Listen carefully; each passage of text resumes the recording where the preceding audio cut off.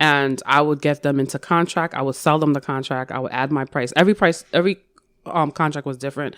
Sometimes 10,000. I mean, sometimes 20. My biggest was 80.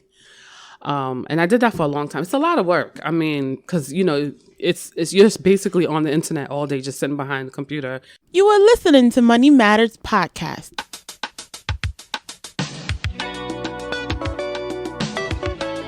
Step into a world full of worth and financial intelligence. Dedicated to bringing awareness, empowering the world to financial freedom and personal development.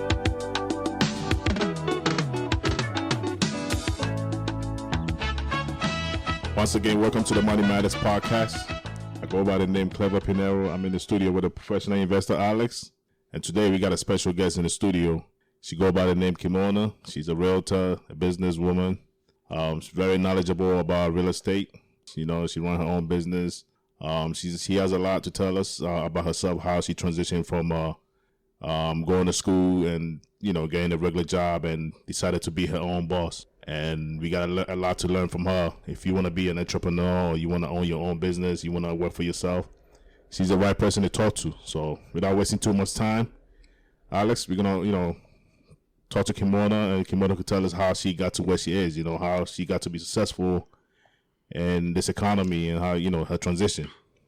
That's all we're trying to do, get you the most information you will need so you'll be able to make the best decisions, So it's always good to have a guest, and definitely great to have KIMONA in here tonight. Thank you guys for bringing me on to your show. I'm excited to be here and to share my experience and what I've been doing since I've left corporate America. So let me just start you guys from the beginning and how I got into real estate. So I went to school. I went to New Paltz University. I got my bachelor's of science, and then I graduated within 4 years, and then I went straight into my master's. I got my MBA. And my first corporate job was at a hospital. I worked as the associate director for emergency medicine for about 6 years. I did that. And during that time, I actually started doing a lot of research and thinking about ways to make additional money. I've always been an entrepreneur at heart. I think I've always wanted to I've always had an extra gig going on of some sort. I've had vending machines in various salons and stores. I've done a lot of different things. And so real estate was one of those things that I've always learned about and knew about since I was much young, like maybe 16 years of age. So I remember when I was in college, I said to myself, I want to be a realtor. But I said it to myself, not really realizing the power of words and how sometimes what you say can really bring you to something that you really, really like and have passion for.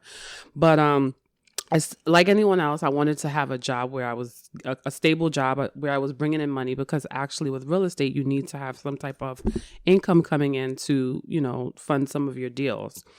So while working full time as a director, I started getting into wholesaling. And so wholesaling is pretty much looking at the market, looking at properties where you buy them at wholesale prices, and then finding buyers for them, and then selling the contracts to someone else. So essentially I would, let's say, for example, get a property for like $300,000 and then sell it to someone for like $380,000. And the $80,000 would be mine, and then the person would basically be getting the $300,000. I mean, I would be selling it to another person who would probably end up doing a fix or flip, or maybe even wholesaling it again to another party. So I started off that way. Me and my husband, we attended a course called Fortune Builders, and that's how we got started and learned about real estate through wholesaling. And during that time, again, I was still working full time at the hospital. After 6 years of working there, I ended up going into another role as a director for OBGYN at a very large hospital. I worked there for like 2 years, and then I realized at that point that this wasn't for me. Like, I really felt like I've done it all. I've made all those 6 figures incomes. I've done it all, and I just realized that this was not what I wanted to do. And if I really wanted to secure my future, because, our financial future is less secure than our parents, because we're not going to be raised on employee pension plans. And, a time is coming where that big retirement benefits is not going to be there. Social Security is not going to be there. So I've thought about all these things.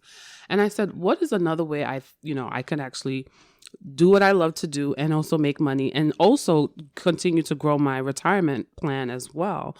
And so it was real estate. I was like, you know what? I'm just going to take the risk. And I didn't just quit my job automatically. No, I actually started working as a contractor. I kind of went into a contract role where even though I was still working for the company, I was more of a consultant. And so they still gave me projects. I still came into the office some days, but I worked primarily from home. But I started doing the real estate full time. So I did that for about a year, working real estate for full time and then working as a consultant. And then after about a year, I just decided to quit my job and just focus solely on real estate.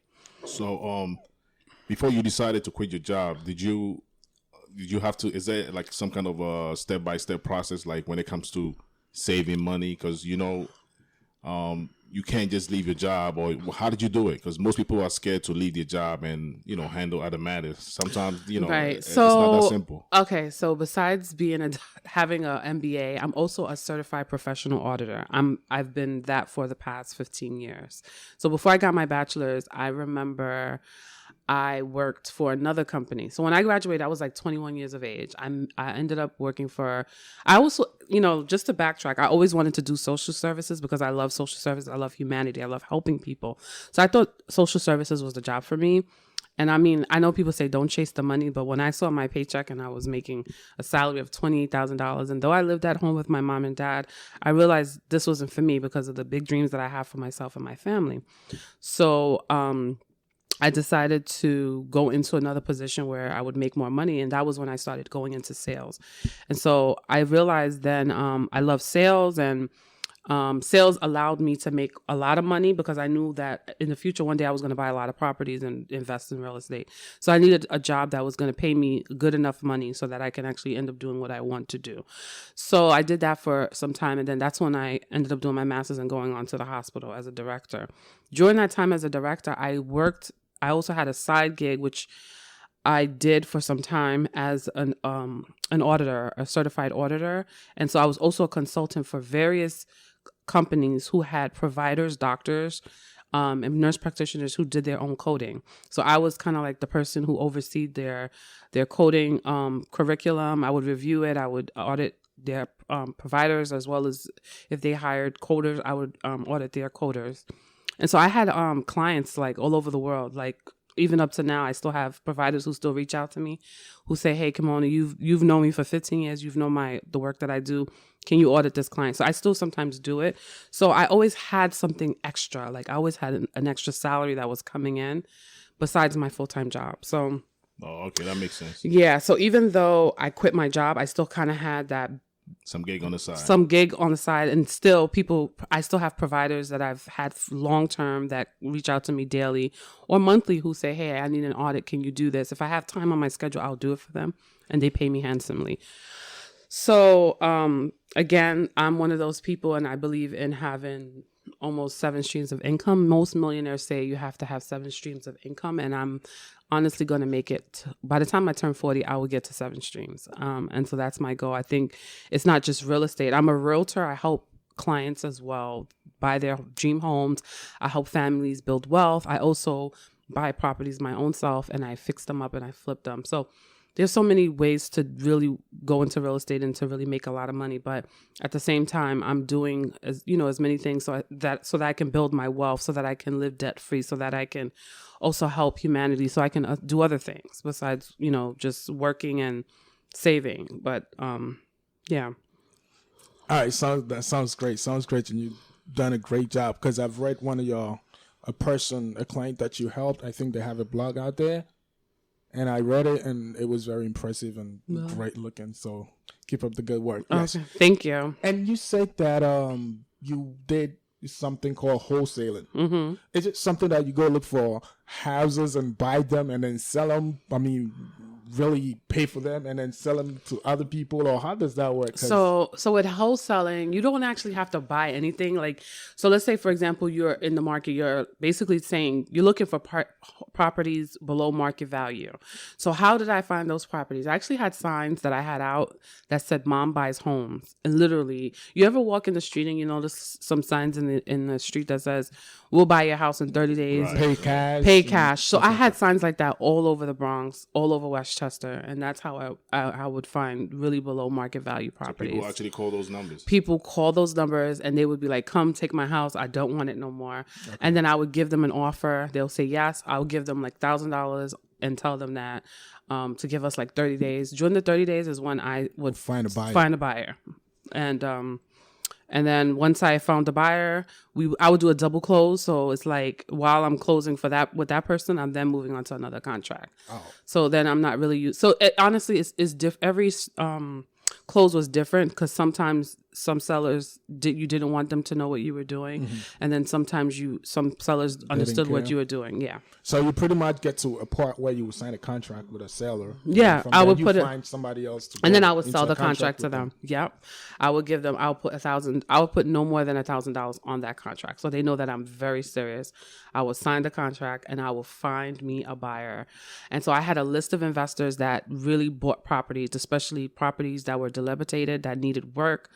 And I would get them into contract. I would sell them the contract. I would add my price. Every contract was different. Sometimes 10,000. I mean, sometimes 20. My biggest was 80. And I did that for a long time. It's a lot of work. I mean, because it's you're just basically on the internet all day, just sitting behind the computer, trying to right. So, and even now, I try to do that when I'm trying to buy my own. To just find a property that's below market value to fix it up and then flip it. All right. So I think the good side to what you're talking about, describing right now, is the part that you don't really have to come up with any money to go pay for. No, if you could find a buyer, and because I was doing it for such a long time, I built a list of investors that, and now with the social media world, there's so many large groups and that do like wholesale. There's like a wholesaling team, people who do this all over the world. Like you basically could do it virtually. You don't even have to show up. Like it's just so cool if once you learn how to do it and you get involved. Do you have to be a realtor or a real estate guy to do this, or a regular person on the street? Anybody can do it. Can also because I didn't have my license at the time. Now that's what prompted me to get my license, because I was getting properties that I was doing, fixing up, and then I was like, if I couldn't find a buyer right away, I would hire a realtor, and I'm like, I could save myself thousands of dollars if I was doing it myself. So that's what really pushed me to want to become a realtor. And then also helping people, because I'm like, oh my gosh. They want to get rid of their house. And, right. We have so many millennials that don't know like the process. And I just felt like I needed to be the person that helped to bridge between those who want to get rid of their houses and those who are looking to get houses. That's right. Sounds great. Great. So you ever had a situation where you signed a contract and then you couldn't find a buyer? Oh yeah, but I always found somebody. Always. I mean, one time I'm not gonna say I didn't have to lose a contract and I've lost $1,000, but it was really one of those properties that it was really hard. But in the beginning, it's harder. But once you start doing 1 or 2, 3, 4, 5, it becomes easier. Then you know what kind of properties will go faster and which buyers would buy and so on. So then you would make the determination even before you decide to sign a contract with the seller. So you was basically learning as you're going. Yes. Well, yeah, absolutely. It comes to, see with real estate or with anything, I think it comes that with any trade. You got to do it, you learn it, and then you implement. You go ahead and do it, because you can learn so much. You can read everything in the book, but if you don't actually do it, get to the ground and actually you will never learn, and you will never understand which ways to go about it, what strategies to use for the next one, because every strategy, you can't use the same strategy for every single deal. So because I'm pretty much every sale or every contract came with a different experience. Always. And even in real estate, every experience, everything you do is different. Yeah. All right, so now let's talk about how to get a license, because you said you were losing money to these realtors Right. because you didn't have the license at the time. Yeah. And also, besides just wanting to sell my own properties and be a realtor, I mean, like I said, I really felt like that was what I love real estate, and Right. it was my passion. I Passion love was to there. do it. And I also love sales. And Right. because I've been in a lot of sales jobs, like I've tried sales and I've tried executive administration, job. and I was good at sales, even though the administrative job is what I went to school for.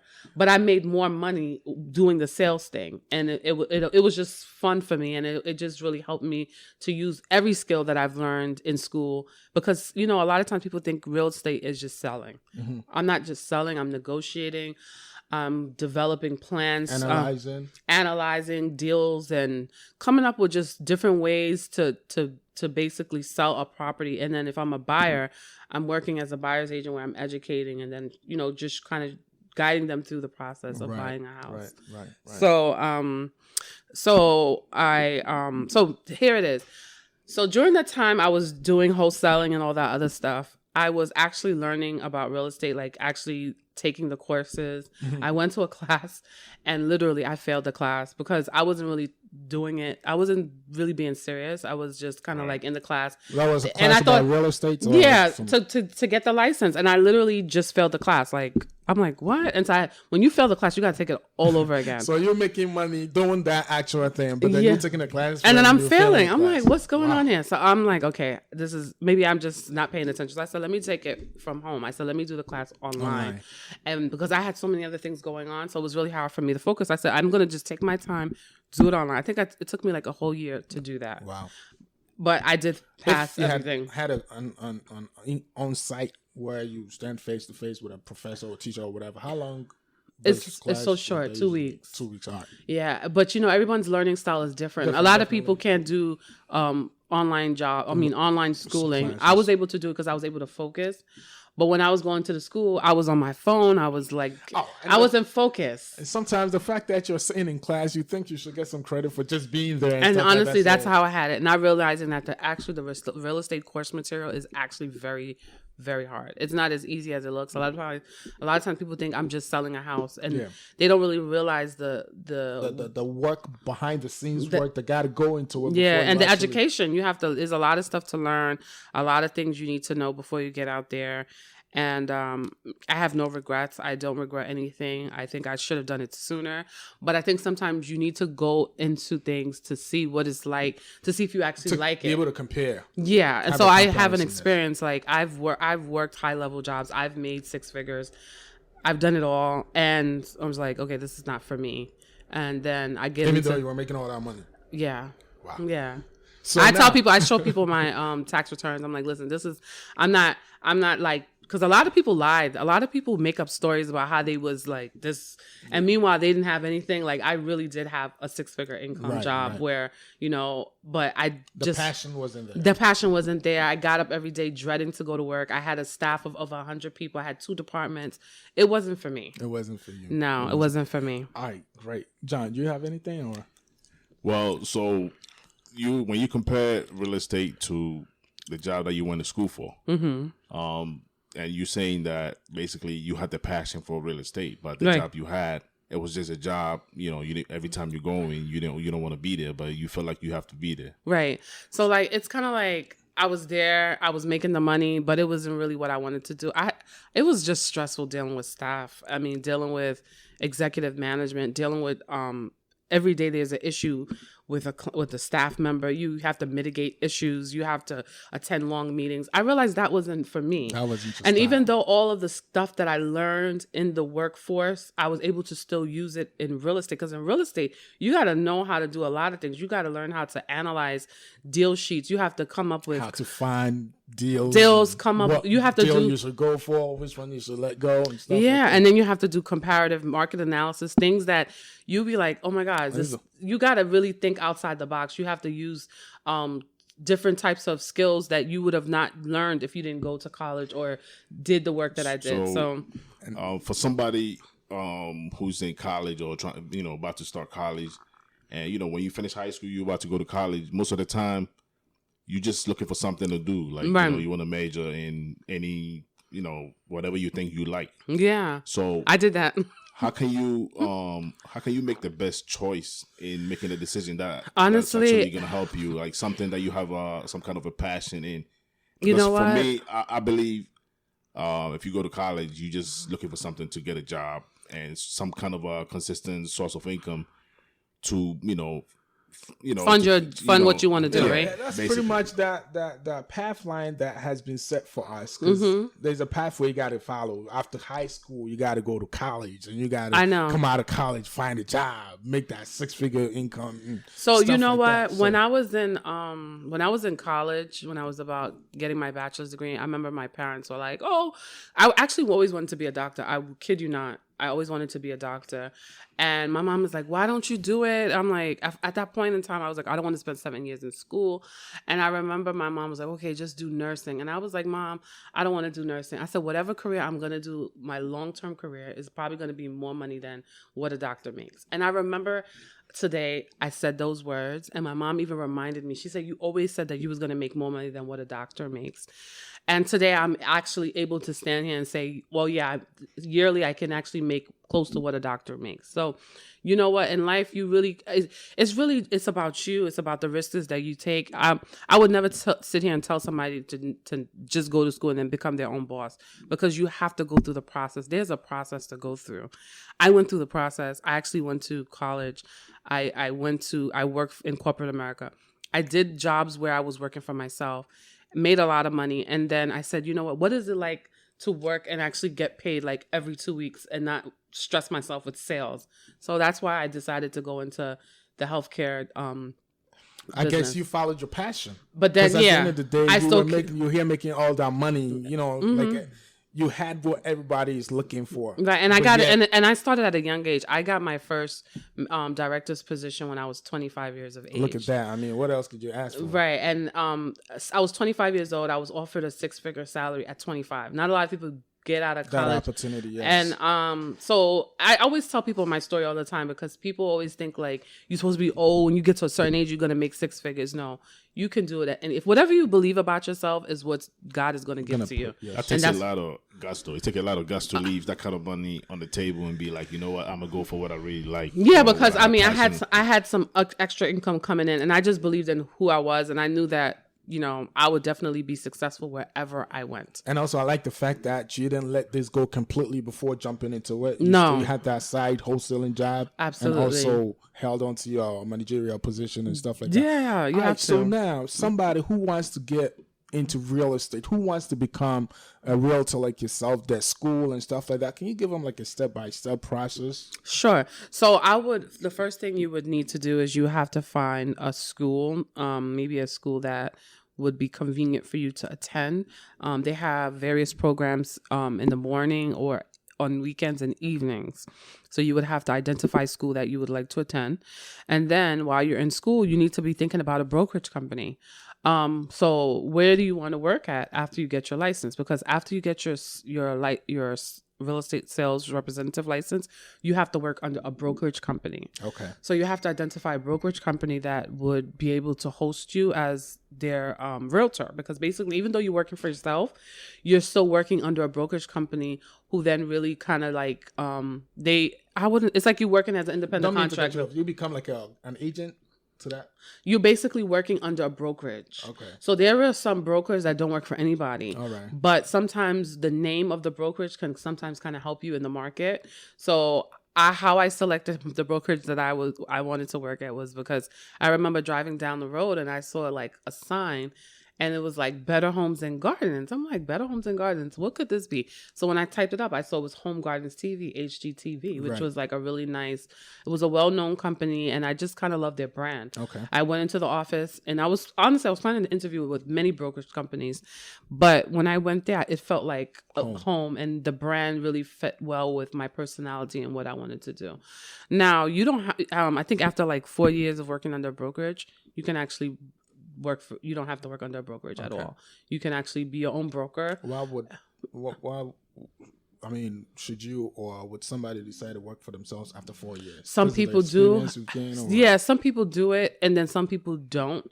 And the reason why some people don't is sometimes the brokerage company that you work for, they give you leads. Okay. And they give you a lot of training that you can utilize so that way you can actually build a really good business. Okay. And so like my brokerage, they're really good with training, resources, and just giving you like a position, like repositioning you. And so that way you have a lot of strategies to really just build your business and leads and lead generate and so on. So like the name, it's kind of like I'm buying the name. It's like, like an affiliate. It's like an affiliate. So something like that. So everyone who comes out normally has to work under a brokerage. Okay.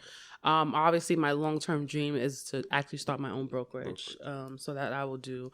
So once you identify a brokerage company and you're going through the school, after you take the school exam, because after you take the course, I think the course is like 2 weeks, you have to take a school exam. After you take the school exam, you have to pass it and then take the boards. Okay, the board for the state. Mm-hmm. And then once you pass the boards, you're a licensed realtor. And there is a lot of investing to go into it because you have to buy supplies, you have to buy your business cards. So that's why they always say don't quit your day job just yet, because you're working for yourself basically.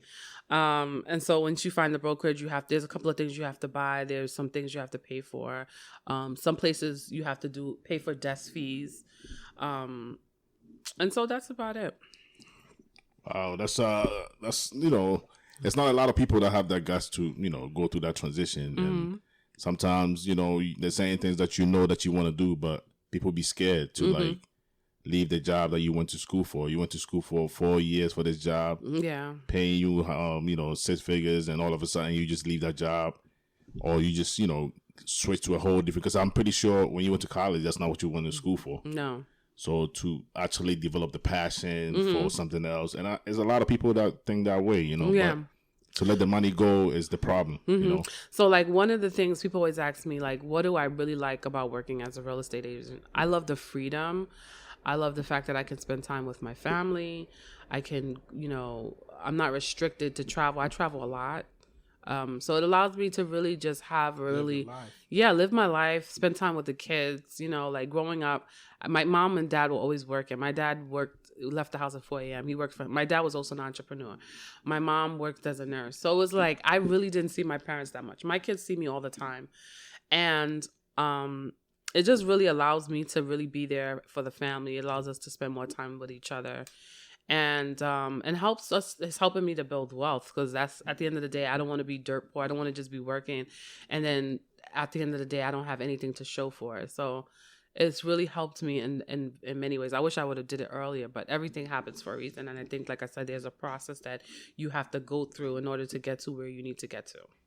So your story sounds more like go to school, find a degree or a major that is going to help you get a specific job, make some money, and then try to use that money to find your passion or what you really want to do, and put your all into it. At least you have some consistent source of income. That's right. That you could just use, and hopefully you save some money so you could pursue what you really want to do. Yeah, use your 9 to 5 to fund your dreams, basically. Right. And I think that's what anyone, if you want to go to school and that nursing is a job that pays you the money that will fund your dreams, do it. Because remember, you can organize your life in such a way where you maybe could still do nursing maybe once or twice a week, and then be doing what you really like. Because I think at the end of the day, what you're really passionate about, sometimes it can really it can do a lot for yourself as well. It can help other people. Because most of the time when people go to college and they graduate, you feel like once you get a job, that's it. You're going to be rich. You're going to be successful. Everything is going to go the way you're planning it, But when you get the job and you get paid after a couple of months or a couple of years, you realize this is not what you envisioned. Like, this is not the dream that you've always been thinking of or dreaming about. Right. And you get stuck because you don't know what to do. And then you don't know how to transition from using the money to fund your passion or to find what you really want to do. Right. Some of us, we want to make a lot of money, but then we realize the money that we're making right now is not enough, and we don't know what to do next. Yeah. And you don't want to quit your job. This is what you went to school for. You don't have any other any other information or any other job or anything that you want to reflect on. Right. So it becomes a problem. But I think it's something that people should keep in mind, that your job is not the end all be all. Right. You know, Yeah, I agree. And sometimes it's sacrificing now so that you can live your best life later. So it's a lot of sacrifice, you know. Wow. That's pretty good. Mm-hmm. So let people know, tell people about, you know, how they can, if they want to get to you for any kind of help when it comes to real estate and everything that you do, if they want you to help them transition, any kind of help they want to talk to you. How can they reach you and let them know how you can help them?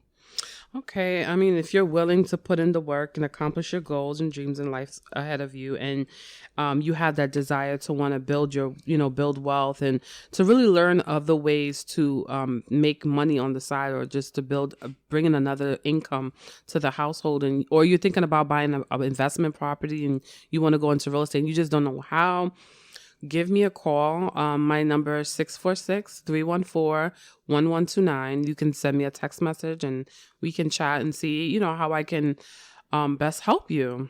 And, you know, obviously it's not a one size fits all. Obviously, everything is not for everyone. But I do believe that real estate is one of the best ways to become very successfully rich and become a millionaire quicker than most investment strategies.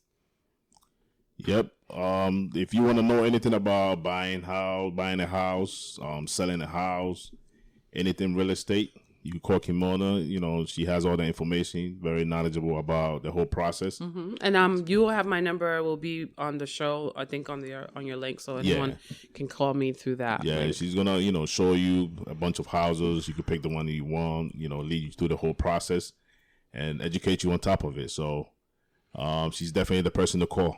Yep. If you're looking to get into it, there you go. You have a mentor here. Try to get in contact and let us see how best you can help you.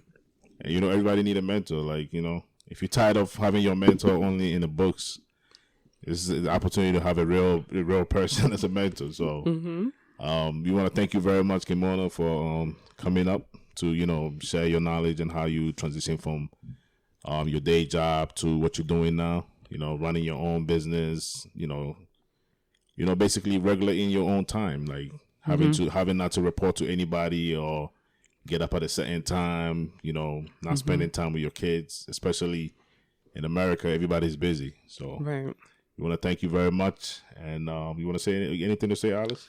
That's pretty much it. You know, it's always a pleasure to have such a guest here. So thanks again, KIMONA, for making it. Thank you for bringing me on. I really I'm appreciative that you guys decided to bring me on the show. So thank you again. All right, guys. That's all for today. That's all for today. Until we meet again next time, never stop learning. Thank you for listening. Subscribe to our channel. Email us at themoneymatterspodcast@gmail.com.